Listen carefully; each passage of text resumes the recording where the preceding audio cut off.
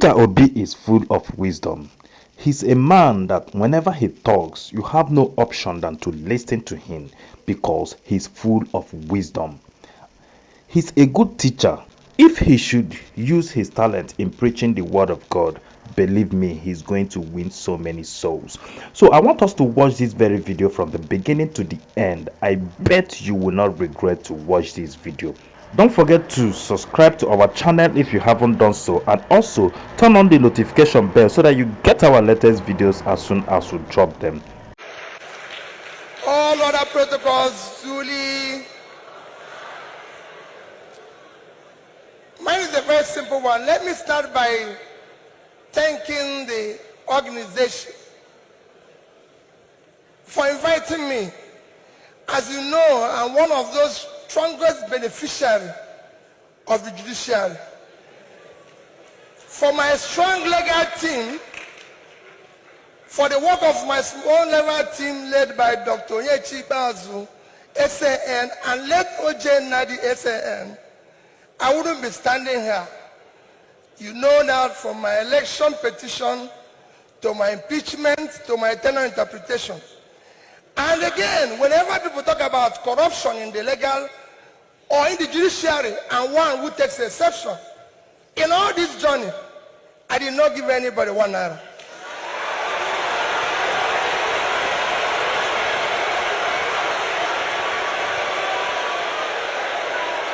So for me,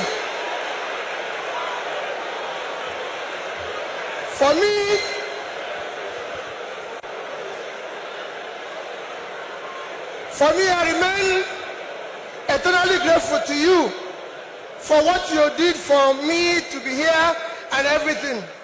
Our topic today is democratic transition in the 21st century Nigeria, 2023 and beyond. I think it's for great people like you or people like Chimamanda I invited, but for me as a trader, I'll try to contribute in my own little way, the way I think we should go. For me, democracy have a simple description. Government of the people, by the people, for the people. That means everything about democracy is the people. And transition means changing from one thing to the other. And for me, Nigeria needs urgent transition from being a highly insecure country to a secure country, from a disunited country to a united country, from corruption to a transparent country, from a country of lawlessness to a country of law and order. But in all this, it is important that we look at where we are today for people to understand the gravity of the journey we are going to take if we are going to transit. Where are we today? Nigeria has qualified to be a failed state. We have met the 2 or 3 biggest characteristics of a failed state.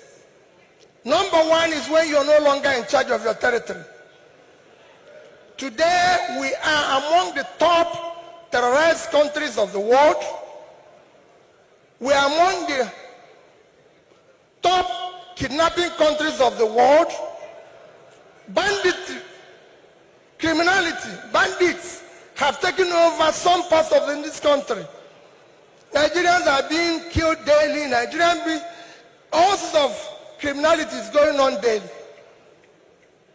Even our most important source of foreign exchange revenue, oil, is today 80% stolen.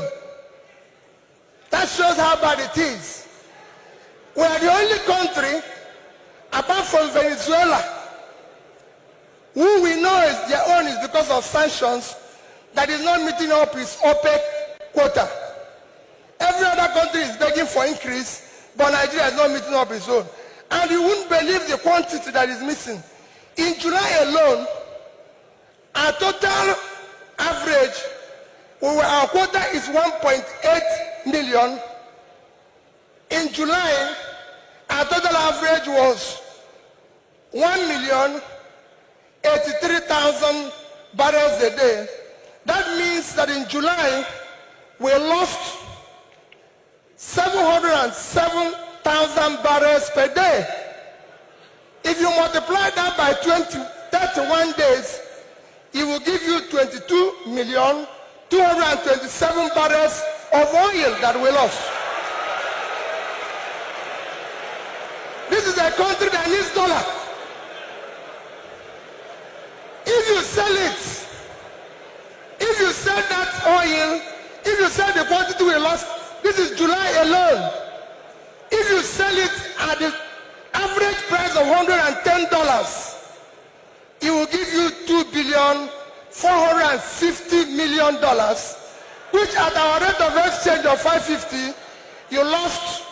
If you use 550, because I used an average of 550, you've lost 1,344,700,000,000 naira. That is your country. That's what you lost in 1 month because of stealing. It is important that we know this. Number two item to show that we are failed state is that you are no longer in control of your economy. Your economy today, we have an economy where we have over 100 million people living in poverty. Your unemployment is one of the worst in the world because you have a combined unemployment of 50%, unemployment and unemployment. Out of 200 million Nigerians, 60% is supposed to be working.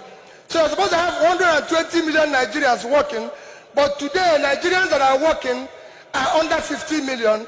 So 70-something million of Nigerians are not working, they are not productive. When you compare this to your productivity, you will see how low it is. But what is even worse, we're in a physical mess, total physical mess. Because of all this, between January this year and April, the total revenue of federal government of Nigeria is 1,630,000,000,000 naira. Their expenditure is 4,720,000,000,000. If you minus this, we have a deficit of 3,100,000,000,000. That shows almost 20% to almost 200% is the deficit. And this is the crisis you face. How did we come here? It's a cumulative effect of leadership failure over the years. Because it's 10%, I'll stop here, I would have talked about power. How did we come here? What are we going to do very quickly to come out of this? Very quickly, you need to have a visionary, articulated, competent leadership to start turning around this.